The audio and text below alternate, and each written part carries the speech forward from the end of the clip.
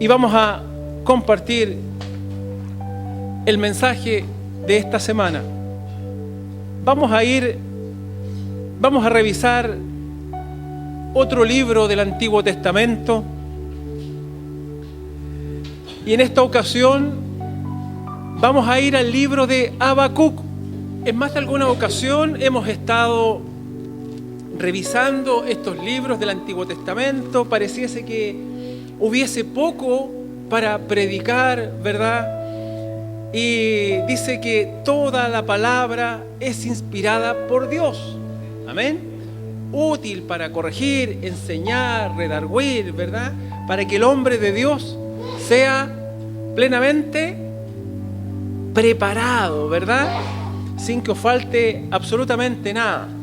Y por supuesto que a la luz del Nuevo Testamento podemos ver muchas figuras que encontramos en el Antiguo Testamento de Cristo. No nos olvidemos que la Escritura lo que quiere es revelar a Cristo, pero no solo eso, sino que además este Cristo que se revela en las Escrituras es el que trae el consuelo, porque Él es la palabra viva, es el verbo hecho carne, ¿verdad? Lo que usa Dios para edificarnos, para bendecirnos, para llevarnos a la estatura, ¿verdad?, de nuestro Señor Jesucristo. Estuvimos compartiendo hace un tiempo atrás del profeta Ageo. Yo no sé si usted recuerda, ¿verdad?, la profecía de Ageo.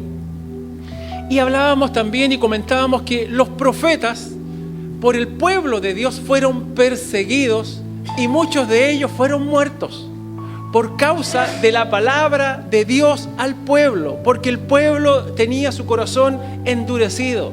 El pueblo seguía buscando hacer lo suyo y no quería obedecer a Dios. Los profetas fueron perseguidos. Muchos ministerios de los profetas fueron infructuosos a los ojos de los hombres. ¿Y por qué? Porque el profeta predicaba o traía la palabra de Dios sobre el pueblo y el pueblo se desentendía y seguía haciendo y tomando sus propios caminos. Ageo nos mostraba una condición quizás un poco distinta a muchos profetas, porque una vez que vino la palabra de Dios a Ageo y habló, exhortó al pueblo, el pueblo tuvo intenciones de obedecer y que fue edificar el templo. ¿Se acuerdan ustedes? Y el pueblo comenzó a edificar el templo y a pesar de algunas dificultades se detuvieron, pero hasta que terminaron el templo. Y ya vimos que era un templo no tan grande como el de Salomón, pero el Señor dijo que la gloria postrera de su templo sería mayor que la primera. Y ahí está una figura de lo que es el gran templo de Dios que se construye hoy día con piedras vivas y que es la iglesia de Cristo. Y ese templo, aun cuando el de Salomón era tremendamente grande, lleno de joyas, de oro, ¿verdad?, y de plata, el último templo, el que se construye hoy día con estas piedras vivas, es aún mayor y más grande y más hermoso para nuestro Dios, que es el que se construye hoy día a través de la iglesia, a través de cada una de las personas, de las almas que son redimidas a través de la sangre preciosa de nuestro Señor Jesucristo. Hoy día vamos a ver entonces a Habacuc, este profeta de Dios. Y Habacuc hemos también, a modo de ir, no sé si llenando nuestro intelecto de información religiosa, decíamos que el profeta o el libro más pequeño era el libro de Abdías, ¿recuerda usted? Y tiene solo 21 versos. Ageo también está dentro de los más pequeños. Habacuc nos encontramos también dentro de los profetas menores, donde sus escritos son más pequeños, y tiene él un estilo bien singular, porque en vez de hablar al pueblo en el nombre de Dios, porque esa era la función del profeta, el profeta venía y hablaba al pueblo en el nombre de Dios. Habacuc lo que hace es hablar a Dios en el nombre del pueblo.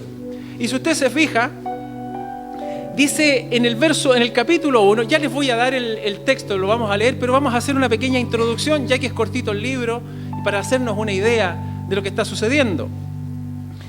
El profeta Habacuc entonces, en vez de dar palabra de Dios al pueblo, él comienza hablándole a Dios a favor del pueblo y dice: ¿hasta cuándo, oh Jehová, clamaré y no oirás?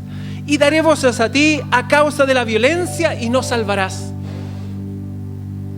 Entonces Habacuc habló a Dios en el nombre del pueblo y se esforzó, en este caso, por entender su forma de actuar en la historia. ¿Sabe qué? Dios obra en la historia del hombre de maneras muy diversas y que muchas veces son incomprensibles para nosotros. Habacuc intentó comprender los sucesos que estaban pasando, ¿verdad?, el pueblo. En este caso era el reino de Judá, que era el reino del sur, ¿ya? Judá. Habían dificultades en el pueblo, como hoy día también hay dificultades en el pueblo de Dios. Y dice que él está clamando porque el pueblo, ¿verdad?, en el pueblo hay violencia, hay hechos que no corresponden para el pueblo de Dios. Hay tantas cosas que están sucediendo y él está clamando, pero pareciese ser que Dios no escucha y no hace nada. Ese era el clamor, ¿verdad? Ahora, él en especial deseaba comprender cómo era posible que el Señor fuese a utilizar una nación impía como los caldeos como un instrumento de justicia. Hace rato, mire, estuvimos cantando muchas cosas con respecto al gozo, a las dificultades de la vida, a cosas que nosotros no entendemos, pero cómo nos debemos mantener. Habacuc está en esta situación. Fíjese que el pueblo, Judá, pueblo de Dios, ¿verdad?, el reino del sur, está con dificultades, está haciendo las cosas distintas a la voluntad de Dios, no se están sujetando a la ley de Dios, están haciendo cosas, hechos pero realmente difíciles de entender. Él está clamando y Dios lo que va a hacer es que va a desatar juicio sobre el pueblo. Dios va a disciplinar al pueblo, Dios va a hacer un juicio sobre el pueblo. Y lo peor de todo, incomprensible, va a usar a una nación impía como un instrumento de su justicia. ¿Qué les parece a ustedes? ¿Cómo es posible? Habacuc decía, ¿cómo es posible que este pueblo, los caldeos, que finalmente terminan siendo ¿quiénes? Los babilonios. Dice que era un pueblo carnicero, era un pueblo terrible. A través de ellos van a ser usados para traer juicio sobre Judá. Ahí está Habacuc, este profeta, este hombre de Dios, intentando comprender, ¿verdad?, esta situación. Mas Dios le responde en medio de esta pregunta, en el capítulo 2, en el verso 4, dice aquí que aquel cuya alma no es recta se enorgullece. ¿Qué dice después? Mas el justo por la fe vivirá. No pretendo que comprendamos inmediatamente esto, pero ya usted cree, seguramente ya tiene un indicio hacia dónde está apuntando Dios. No le da respuestas claras, sino que le dice solamente que el justo vive por fe. El justo vive por fe. Mensaje y el propósito, hermano, al igual que Job, quienes han leído el libro de Job se van a dar cuenta, Habacuc lucha por comprender los caminos del Señor. ¿Quién entendió los caminos del Señor? ¿O quién conoce la mente del Señor? Ya lo estuvimos viendo, sino la mente o el Espíritu de Dios, ¿verdad? Por otro lado, los caminos del Señor no son nuestros caminos. Nosotros queremos relacionar entre lo que Dios hace y piensa como nosotros pensamos y hacemos. Y resulta que es imposible porque los caminos de Dios no son nuestros caminos. ¿Por qué Dios permite que la injusticia prevalezca? Se pregunta el profeta en el verso 3. ¿Por qué me haces ver iniquidad y me haces que vea molestia, destrucción y violencia están delante de mí? Y pleito y contienda se levantan. Hermanos, cuando nos dicen, ¿pero por qué Dios permite que pasen estas cosas? Y uno se queda sin respuesta. Mas el justo por la fe vivirá. No tenemos respuestas, hermanos. Y se pregunta, ¿verdad? El mensaje y el propósito es, ¿por qué Dios permite la injusticia prevalezca? ¿Cómo Él puede utilizar para castigar a Judá a un pueblo como los babilonios que aún son más malvados? El profeta decía, ¿pero cómo? Nosotros estamos mal, somos malos, pero este pueblo es peor que nosotros. La tendencia a compararse también. A veces uno dice, bueno, y la mediocridad del cristiano, uno dice, bueno, yo no soy, mira, como ellos. Yo hoy día soy distinto. Pero nos quedamos en eso, hermanos. Y hacer esta comparación. Bueno, él en este caso dice, ¿cómo va a venir un pueblo impío más que nosotros a hacer justicia, a castigarnos a nosotros? ¿Qué derecho tienen ellos? ¿Cómo Dios puede permitir eso?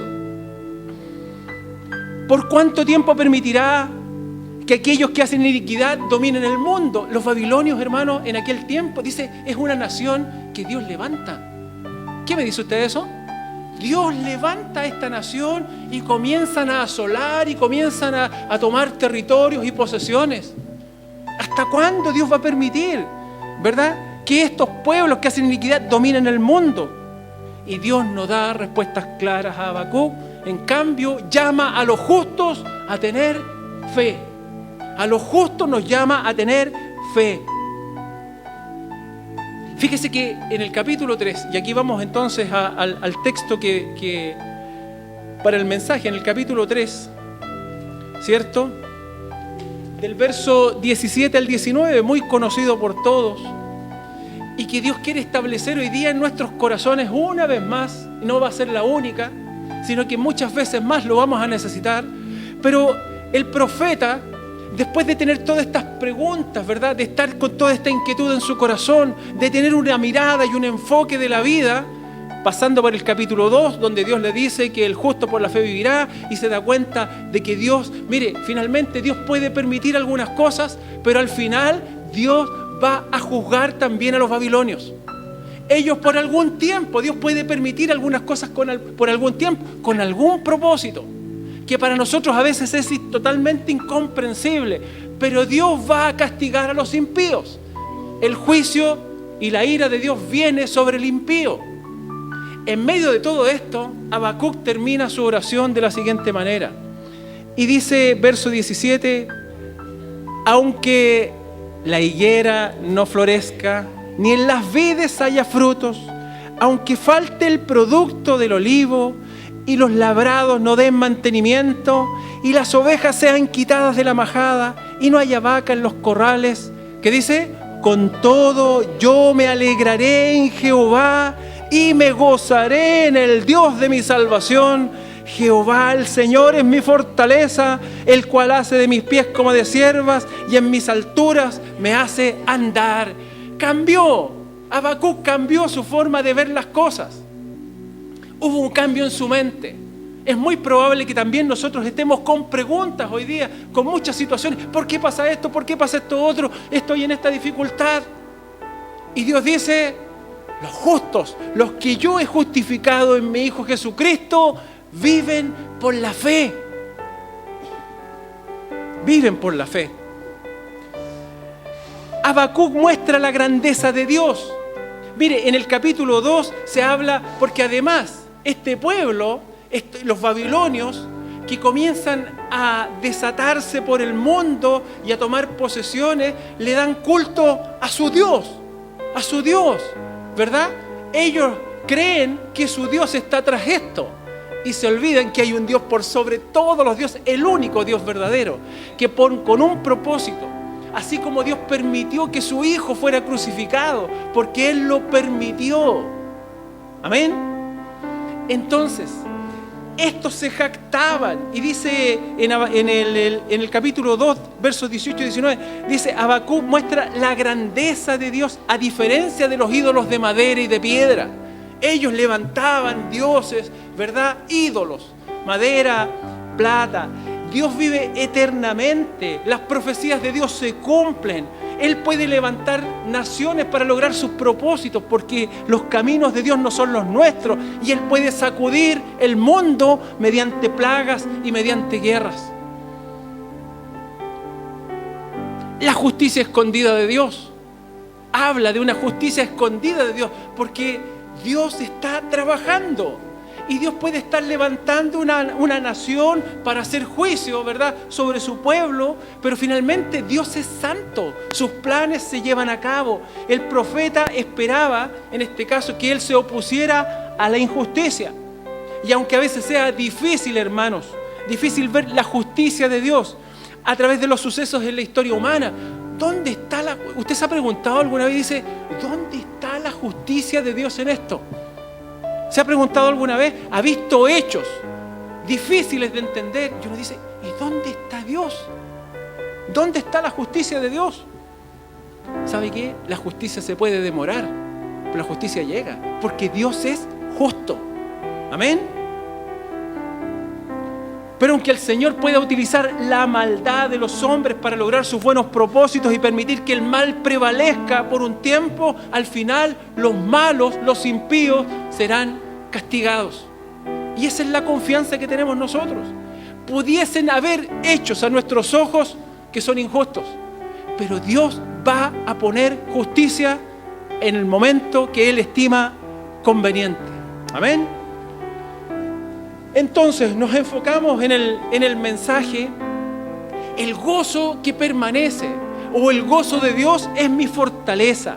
Como leíamos en el texto, resulta difícil en este caso no hacer algunas preguntas cuando empezamos a leer algunos hechos, hermanos, realmente extraordinarios que tuvieron que pasar algunos personajes bíblicos.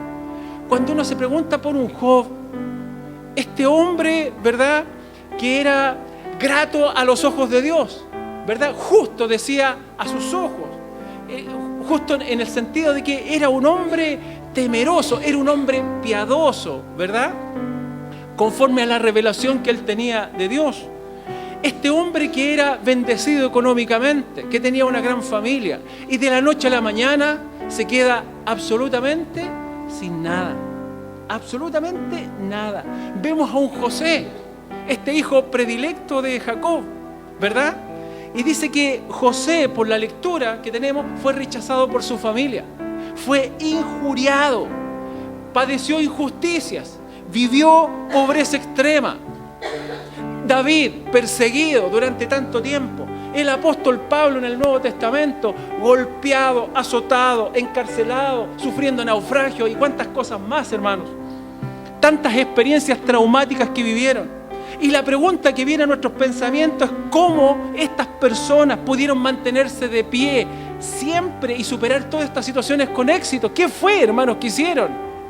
Usted se pregunta, se ha preguntado, porque usted también padece. Usted tiene sus propios naufragios, usted tiene sus propias cárceles, usted tiene sus propias persecuciones, tantas cosas que nos toca vivir en esta tierra. ¿Y sabe cuál es la respuesta, hermanos? Sencilla. Todos ellos pusieron su confianza y su gozo en el Señor. Ellos, la clave es poner su confianza y su gozo en el Señor, que nos abre el entendimiento el Espíritu Santo. Confianza y gozo, mi gozo está en Él, ahí me deleito. Muchos entendíamos y pensábamos que el gozo de Dios solamente es una manifestación cuando recibimos algo de Dios. Yo recibo algo y no, hermano, el gozo está en Él. Ahí está mi verdadero gozo. Ahí descanso, ahí reposo. Mire, cuando nosotros como hijos de Dios empezamos a condicionar nuestros estados de ánimo con respecto a cada realidad que estamos viviendo, entonces nuestra relación con Él va a ser siempre de queja. Señor, ¿por qué esto? ¿Y por qué me está pasando aquí? ¿Y por qué me está pasando allá? Vivimos en este plano terrestre, regido por reglas naturales. Nos han enseñado que si pasa algo tenemos que estar tristes. Es algo mecánico, ¿o no es así? Si pasa algo, usted tiene que estar muy triste. Yo entiendo, hay situaciones, yo no puedo ir en contra de mis emociones, en contra de mis sentimientos.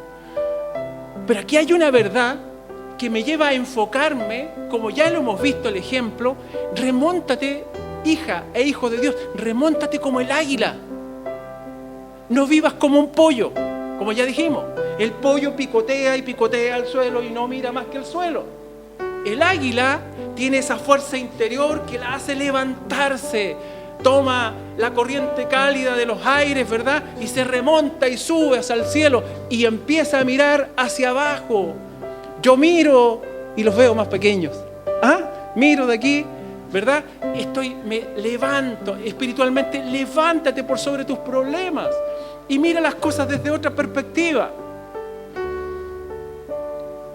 Entonces, estamos educados de esta forma y es aquí en donde el profeta parte haciendo preguntas. Si usted se fija, él parte como nosotros también. En algún momento de nuestra vida vamos a tener preguntas para Dios.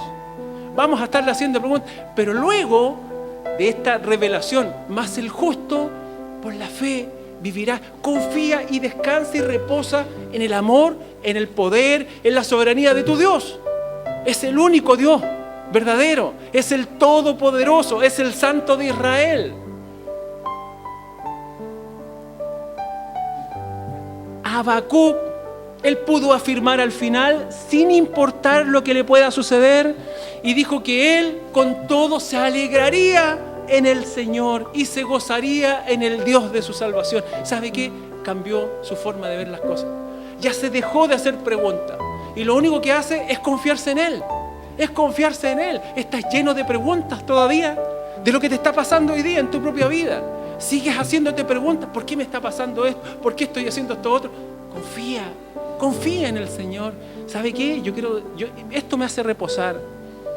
Cada uno tiene sus pensamientos, sus temores. Pero el mundo, hermanos, yo de verdad que esto me asombra. Escuché de que, y me llama la atención tremendamente, porque cómo pudimos llegar a esto, pero se dice que Chile es uno de los países deseados en Latinoamérica, porque es uno de los países que ofrece más seguridad. No sé si ustedes escucharon esa noticia, pero es un país que es buscado, ¿verdad?, para poder venir a vivir por la seguridad que se encuentra. Y yo que vivo aquí, cada día me siento más inseguro, pues hermano. No sé si me doy a entender.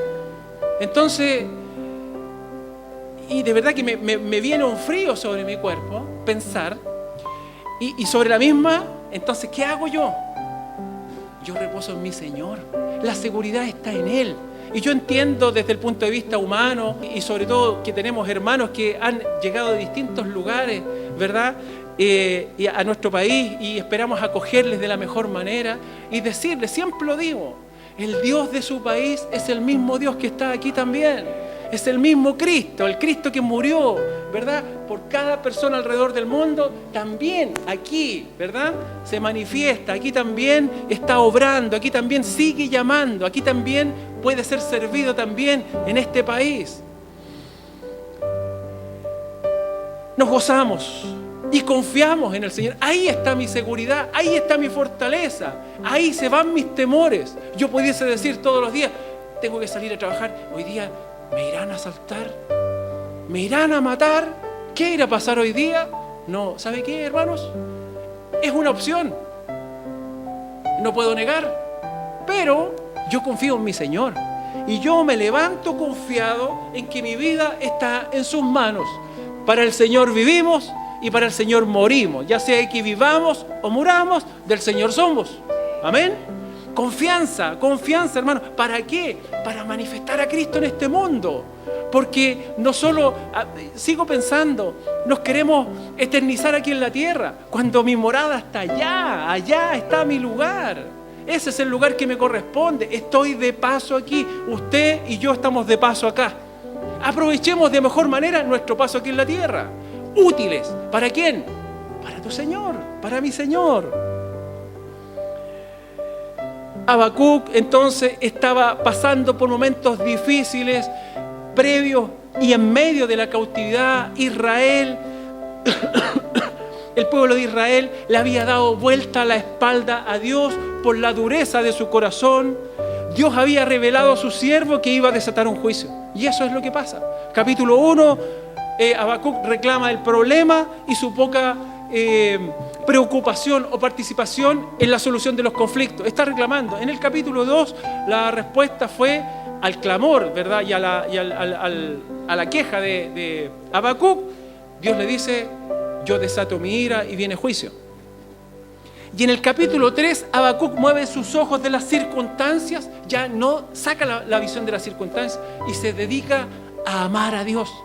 Y que sus propósitos y que su voluntad sea cumplida en su vida y la del pueblo. Y le dice al pueblo, ¿en qué estás? ¿En qué estamos? Si nosotros somos de Él, nosotros le pertenecemos a Él, nuestra vida le pertenece a Él. Que se cumplan sus propósitos, hermanas y hermanos. Que se cumplan sus propósitos en nuestra vida. Él tenía razones para estar afligido. El pueblo estaba muriendo.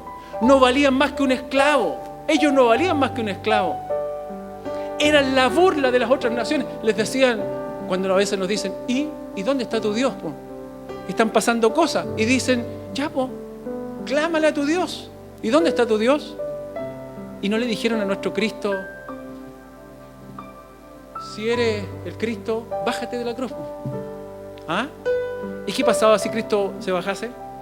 Estaríamos condenados. ¿Se fija usted? No todo lo que aparece o no todas las apariencias son verdad o realidades. A veces también nos tienden a confundir. Y muchos cristianos entran en duda y dicen: claro, ¿y dónde está Dios? A lo mejor Dios no existe. Me estoy yendo al extremo, pero a veces esto mismo nos puede generar dudas a nosotros. Y decir: ¿realmente Dios existirá? ¿Valdrá la pena? Hermanos, vale la pena. Dios es real y verdadero. Y por más que el mundo lo niegue y dice Dios no existe, Dios sigue siendo Dios. Y va a llevar a cabo sus planes y va a establecer. Y cada cosa que Él ha establecido la va a cumplir, porque la palabra de Dios, el cielo y la tierra va a pasar, mas la palabra de Dios permanece para siempre. Habacuc sentía, como muchas veces también nos ocurre a nosotros, parece que es mejor morir. Yo quiero morir que estar pasando sufrimiento y sentir como que a Dios no le interesa absolutamente nada. ¿Cuántas veces usted ha deseado morir a lo mejor? Es fuerte a lo mejor decir: ya no, yo no quiero más, yo no quiero seguir viviendo, no, esto me partió el corazón, yo no puedo soportar esta situación, no quiero vivir. ¿No tiene eso también algo de cobardía, de no enfrentar también las realidades?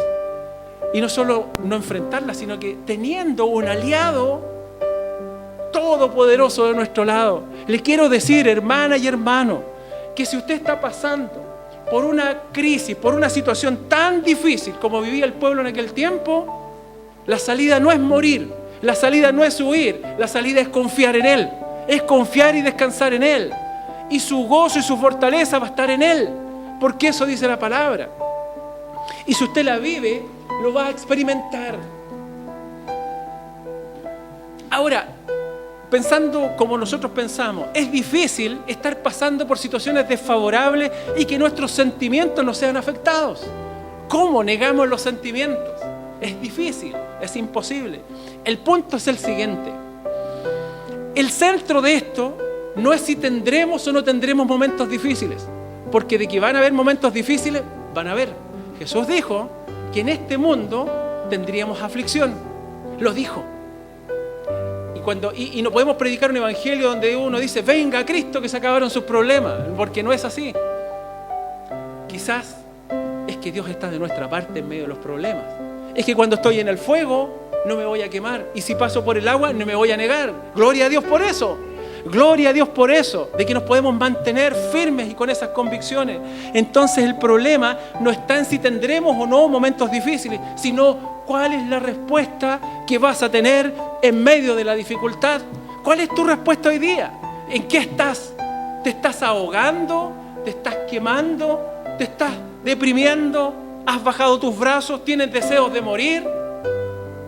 Habacuc dijo: aunque los caldeos nos saquen absolutamente todo, nos quedemos sin no tengo nada terrenal, yo con todo me gozo en mi Señor y en el Dios de mi salvación.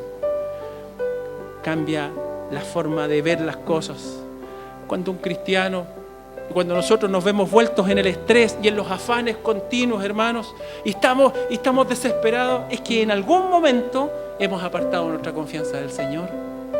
¿Estás afanada, afanado, angustiado? Confía en el Señor ahora, que el Espíritu Santo nos dé entendimiento y decir: yo quiero reposar, yo quiero salir de este estado de tensión. Aun cuando el mundo nos exige y nos demanda, no podemos quedarnos de brazos cruzados. Hay que salir a trabajar, hay que ir a buscar el pan, hay que interactuar con muchas situaciones que son difíciles y complejas. Pero ¿cómo nos seguimos manteniendo en santidad? ¿Cómo podemos seguir dando testimonio? ¿Cómo podemos seguir siendo la luz del mundo, el pueblo de Dios de este tiempo? Confiando y dependiendo en Él. Que Él sea el gozo de tu vida. Que Él sea el gozo de tu corazón. Es improcedente que los hijos de Dios estemos siempre bajo una actitud de aflicción. Siempre así. Yo tengo muy marcado aquí, mi hermano, y créanme que le he dicho al Señor: Señor, estíreme aquí, por favor. Yo sé que algunas marcas de expresión son hereditarias, voy a echar la culpa a mi papi, no sé, o a mi mamá. Pero también, ¿saben que yo me he dado cuenta, hermanos? A ver, examinándome a mí mismo, no como autorreferencia, sino que de verdad, créanme que lo digo en ese sentido. A veces me siento tensionado, me doy cuenta, porque son parte de mi carácter, de mi forma. Entonces estoy así y digo, Señor, quiero descansar en ti. Y no quiero que este apremio, ser responsable, porque a veces, hermanos, también nosotros decimos, no, los cristianos tienen que cumplir y ser responsables. Rigor, pero ¿sabe qué? El rigor, la responsabilidad nos hace ser así. Rectitud y siempre duro y siempre como molesto con todos los demás que no cumplen. Entonces cumple tú, sé responsable. ¿Pero cómo? Así, con tu cara resplandeciente, con el gozo de tu corazón en Cristo. Ese es el cristiano. No sacamos nada con ser cumplidores y todo, pero siempre molesto, enojado, discutiendo, peleando. Hermanos, tú, preocupémonos nosotros de que el gozo del Señor, yo me gozaré en el Dios de mi salvación. Ahí me gozo, ahí está mi verdadera satisfacción. Este viejo profeta entonces, con este extraño nombre, tenía un secreto para una vida feliz. Y aquí está también para nosotros. Aunque la higuera no florezca ni haya vida en los frutos, con todo yo me alegro en el Señor, decía él. Aunque los caldeos invadan la tierra, quemen las viñas, los olivos, estorben la siega, roben los rebaños y me priven de toda posesión terrenal, sin embargo, yo me alegro en el Señor. ¿Podemos decir nosotros estas palabras en cualquier momento de nuestra vida? ¿Estaremos en condiciones de poder decir lo mismo en cualquier momento de nuestras vidas? El cristiano tiene gozo. El cristiano tiene gozo. Dice, me regocijaré. El cristianismo no es un sistema de melancolía, de tristeza, hermanos, desinterés. Es como, cristiano, no, siempre triste. Porque la religión me dice que tengo que ser triste. Siempre tiene que ser apagado y desanimado. No, hermanos, no. Puede haber muchos con caras largas, pero el verdadero creyente en Dios tiene un corazón alegre. Amén. Se alegra usted en el Señor, se goza en el Señor, tiene un corazón. Y el gozo del cristianismo no es de esta especie superficial de alegría que encuentra en las carcajadas. Tampoco significa que usted ja, y se ríe.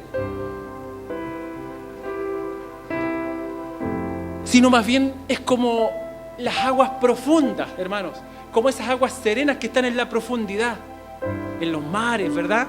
Y que es imperturbada por aquellos movimientos que constantemente se baten en la superficie. ¿Cómo puede ser eso? Es aquella paz de Dios que sobrepasa todo entendimiento. Fíjese que los primeros 3 elementos del fruto del Espíritu, ¿cuál es el primero? Del fruto del Espíritu, el primero, amor. ¿Qué viene después? Gozo. ¿Escuchó? Amor. ¿Quién? ¿Amor de quién? Amados por el Padre. Amado, el amor que Dios ha derramado en nuestros corazones por el Espíritu Santo. Eso produce gozo en mi corazón. ¿Y luego qué viene?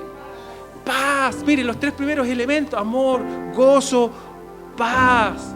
Qué tremendo esto es para nosotros, esa paz que sobrepasa todo entendimiento. Ahora, este gozo que tiene el cristiano, es un gozo ¿en quién? Es un gozo en el Señor. Es un gozo en el Señor. Me regocijaré en el Señor. Este gozo, hermano, implica un conocimiento. Usted no se puede regocijar en el Señor a no ser de que usted le conozca. ¿Conoces al Señor? ¿Conoces al Señor? Entonces, si le conocieras, le amarías. Amén. Y le amarás si te regocijas en Él. No sé si me entiende. Si usted le conoce y le amará si usted se regocija en Él. Ahí está verdaderamente la manifestación de nuestro amor. No podemos regocijarnos en Dios como debiéramos hasta que hayamos encontrado, hermano, aquello que satisface cada deseo de nuestra alma y llena cada anhelo de nuestra vida, en esta vida la cual hemos nacido de nuevo. Fíjese que usted no puede regocijarse en el Señor en la vida antigua, en esa que no tiene entendimiento, no sabe de las cosas de Dios. Pero en esta nueva vida usted sí se puede regocijar en el Señor. El gozo del Señor es la fuerza de nuestra vida. La razón por la que tantos cristianos no están llenos de gozo es porque no permanecen en el cálido resplandor del Espíritu Santo. ¿Sabe qué? En este tiempo, yo no sé si usted se ha fijado, si tiene alguna mascota. Yo ya no tengo, pero recuerdo cuando había, sobre todo en este tiempo, había una ventana, ¿cierto?, donde entran los rayos del sol, y ahí se hay una alfombrita, y ahí veía a mi perrita y buscaba el solcito, iba buscando el solcito, ¿verdad?, y se acercaba a este calorcito que le brindaba el sol en este caso.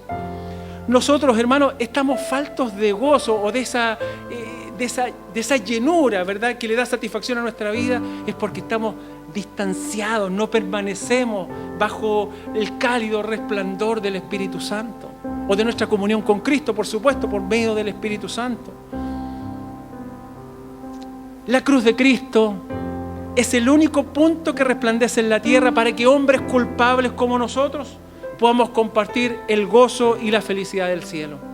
Hermanos, en Cristo, ahí está el lucero de la mañana, como dice. Cristo es nuestro sol, el que nos alumbra, el que nos da calor, ¿verdad?, el que nos sustenta. Este es el gozo de la salvación. Habacuc dice aquí: me regocijaré, no solo es en el Señor, ¿verdad?, sino que además en el Dios de mi salvación. Cuando los israelitas pasaron el Mar Rojo, cantaron el cántico de la salvación. ¿Recuerda usted? Pasaron y dice que la hermana Vivi, no era la hermana Vivi, la hermana María era, ¿verdad?, la hermana de Moisés, justamente, panderos, dice que cantaron y alabaron al Señor. ¿Cómo podrán dejar de cantar los que han sido salvados, hermanos? Hay gozo, había tanto gozo en su corazón, cantaban y se alegraban. Jonás se encontró en un terrible apuro cuando fue tragado por el gran pez. ¿Recuerda usted? ¿Quién ha leído? Y dice que cuando las algas de las profundidades se enredaron en su cabeza, es la imagen de un hombre perdido. Él clamó a Dios desde el vientre, ¿verdad?, de este infierno. El Señor le oyó y le salvó. Cuán felizmente él dijo: la salvación es de Jehová, la salvación es del Señor. Pablo le escribe a los filipenses en el capítulo 4:4 y dice: regocijaos en el Señor siempre, amadas y amados. Regocijaos en el Señor siempre. Y no solo eso, y dice: y otra vez digo, regocijaos. No es una opción estar gozosos, hermanos, sino que Dios manda a estar felices en todo tiempo. Es parte de nuestro testimonio. Resulta contradictorio, sí, para nosotros que Dios nos ordena permanecer gozosos en momentos que normalmente exigen todo lo contrario. ¿Qué pudiese haber? El Espíritu Santo operando en nosotros, poniendo dominio propio, poniendo mansedumbre, poniendo paz en nuestro corazón en aquellas situaciones que nos golpean. Ahora bien, cuando nos disponemos a creerle a Dios y a quitar la mirada de las calamidades, entonces lo imposible se hace posible, pues, hermanos. Sí, saca tu vista de las calamidades y pon tu vista en el Señor, y lo imposible se hace posible. Dios conoce nuestras necesidades antes de que se las podamos decir, pero Él se complace cuando un hijo o una hija se levanta en fe por encima de todas las cosas para creerle. La fuente del gozo, hermanos, es la fe. ¿Quieres gozo en tu corazón? Fe. Créele a Dios. Créele a Dios. Si hay una fe débil, entonces tu gozo no será fuerte. Pero si hay una fe que se fortalece creyendo, ¿sabe qué? ¿Cómo crece la fe? Confiando, experimentando, conociendo al Dios que en el cual has confiado? ¿O usted cree que ya lo conoce suficiente? ¿O se conforma con lo que ya tiene? Yo no, yo quiero ir por más. ¿Cuántos van por más? Yo quiero ir por más. Yo quiero ir a buscar más del Señor. Yo quiero más de su revelación. Yo quiero sentir más su presencia. Yo quiero sentir aún más todo lo que Él tenga para entregarme en esta vida. El profeta no se muestra como un ignorante en el capítulo 1 de lo que pueda estar pasando el pueblo, sino que lo sorprendente es que, a diferencia del capítulo 1, con el capítulo 3, ahora conjuga estas realidades con unos verbos en pasado. Habacuc ha adoptado ahora la perspectiva de Dios ante las contrariedades de su vida. Usted también tiene cosas que le dejan perplejo, pregunta y dice, ¿cómo esto puede ser posible? Pero Él, como lo dice en el verso 17, aunque la tierra tiemble y el mundo se levante contra mí, yo voy a estar confiado, porque en la buena voluntad de Dios está mi fortaleza. Romanos dice que la voluntad de Dios es agradable y perfecta. ¿Y quién puede contradecir eso, hermanos? Es que están pasando cosas, hermanos, confía.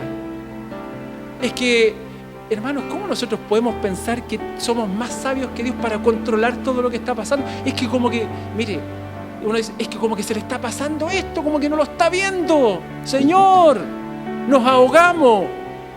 La barca está entrando agua, Señor, nos vamos a ahogar. Haz algo. ¿Ha perdido el control el Señor? Nunca, hermanos, nunca lo ha perdido. Entonces, vemos la forma en que este hombre cierra su oración en el verso 19 y dice: Jehová el Señor es mi fortaleza, el cual hace mis pies como de ciervas y en mis alturas me hace andar. No solo ha demostrado confianza, no solo el gozo, ¿verdad?, en el Dios de su salvación, reconoce que es Dios en su vida y cómo Dios lo adecúa para caminar con pasos por encima de terrenos escabrosos y peligrosos. Hermano, Dios te capacita, Dios te está preparando, vas por un camino. ¿Sabe? Estos pies de ciervas o cervatillos, o no sé si ha visto las cabras que nos suenan un poco más cercanos. ¿Ha visto cómo se desplazan en los acantilados, en los roqueríos? ¿Cómo se mueven? Hermano, es sorprendente. Yo no sé si usted los ha visto. No los he visto a lo mejor en vivo, pero sí he visto algunos documentales y veo cómo saltan y ponen un pie y el otro. No solo se mueven, sino que se afirman y pueden estar en esos lugares altos. De ahí está esta referencia también para nosotros. Fíjese, Dios utiliza las adversidades para forjar en nosotros hombres y mujeres a prueba de todo, que saben regocijarse en todo tiempo sin importar los momentos que están viviendo. Nos regocijamos en Él. Hermano, si estás viviendo dolores, sufrimiento y angustia, ahora es tu oportunidad. Regocíjate en Él, dale gloria a Él, cree y confía en Él, descansa en Él. Comprueba que Él es fiel, comprueba que cuando dice vas a pasar por las aguas y no te vas a ahogar, y si por fuego no te vas a quemar. No, es que si me quemo, y si me quemo. Incredulidad, anda y confía, vive la situación.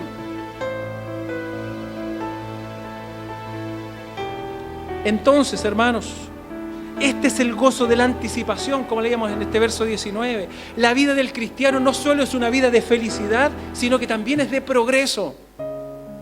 No solo hay gozo, sino que vamos progresando en esto. Es una escalada de un lugar alto hacia otro mayor. No es aferrarse a las pompas que se desvanecen con un toque de este mundo, sino aferrarse a certidumbres espirituales. No es a lo que ves, sino que a lo que Dios ha dicho en su palabra. Porque el reino de los cielos es cree y verás, no en la tierra ver para creer. Para esto se precisa de pies como de ciervas.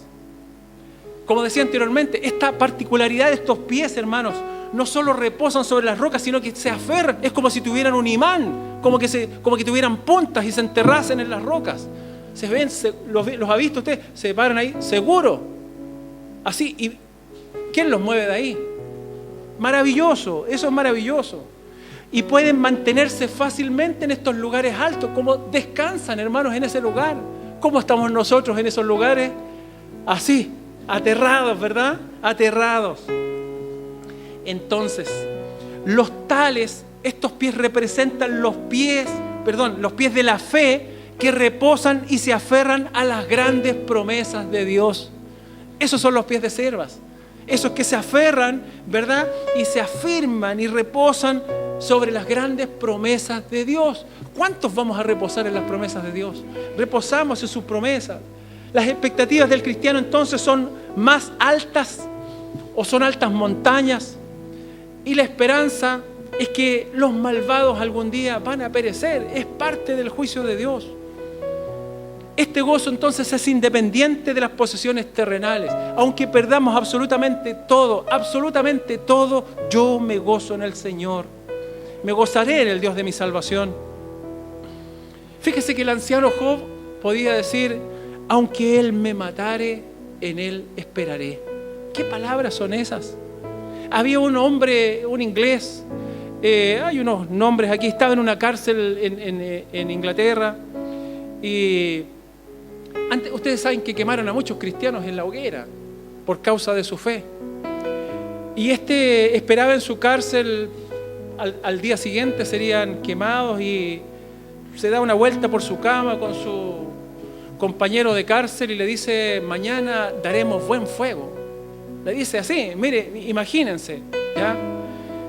Y está loco ese hombre, está loco. Uno dice: ¿qué hombre tan loco? ¿Sabe qué? Se estaba regocijando en su Señor.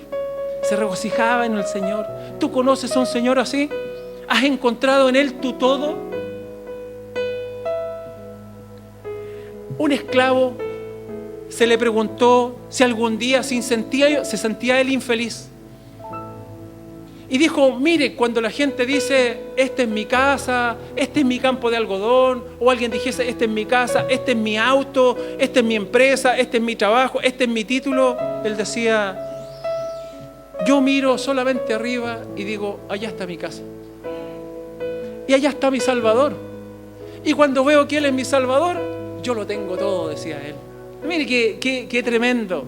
Por tantos afanes que tenemos en esta tierra, por tantas cosas que buscamos, hermanos, y nos extraviamos cuando nosotros somos el pueblo de Dios, cuando Él ha revelado esta verdad en nosotros para que podamos tener esa vida plena y abundante. Se regocijaba en el Dios de su salvación. Si eres un cristiano infeliz, es porque conoces muy poco de tu Señor. Los gozos de los mundanos son como un cohete que estalla en el cielo y da un gran resplandor y después se desvanece. El verdadero gozo de un creyente es como una estrella en el cielo que permanece para siempre. El gozo del Señor es vuestra fortaleza. Amén. Romanos 15:13.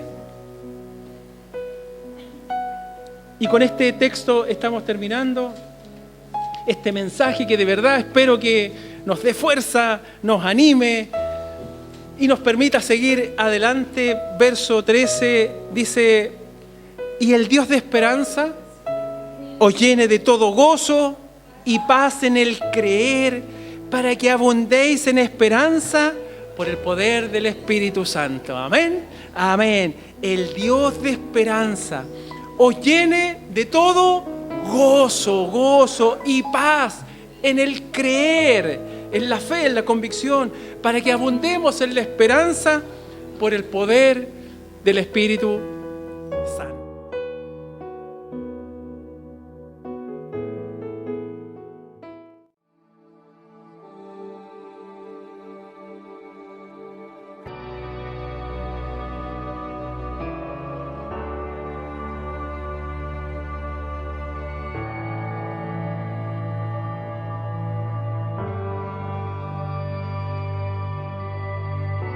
Tu voz me llama a las aguas, donde mis pies pueden fallar.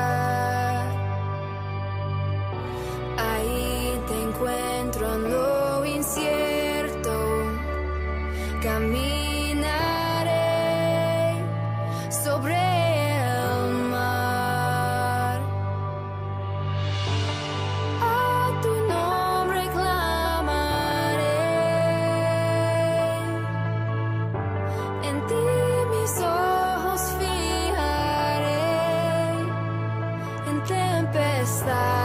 descansaré en tu poder, pues tuyo soy hasta el final.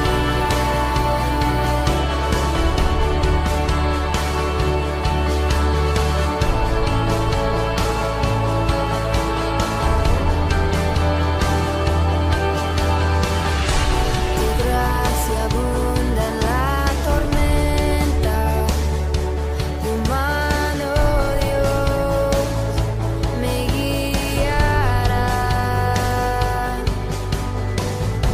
Cuando hay temor en mi camino, tú eres fiel y no cambiarás.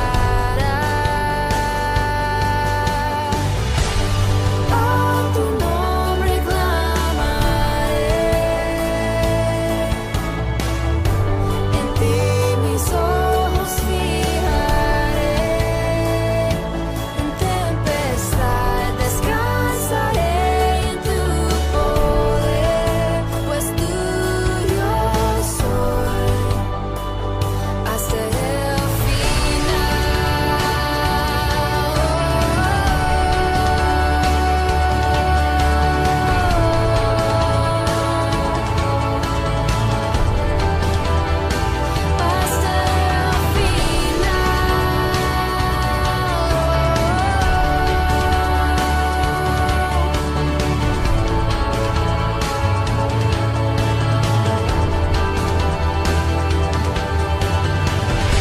que tu espíritu me guíe sin fronteras, más allá de las barreras, a donde tú me llames. Tú me llevas más allá de lo soñado, donde puedo estar confiado al estar en tu presencia. Que tu espíritu me guíe sin fronteras, más allá de las barreras, a donde tú me llames.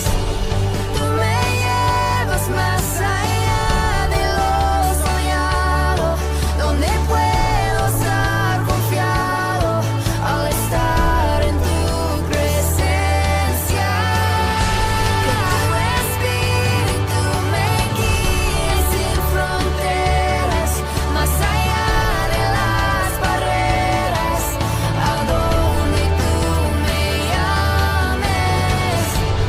Tú me llevas más allá de lo soñado, donde puedo estar confiado al estar en tu presencia. A tu nombre clamaré, en ti mis ojos fijaré, en tempestad descansaré en tu poder, pues tuyo soy hasta el fin.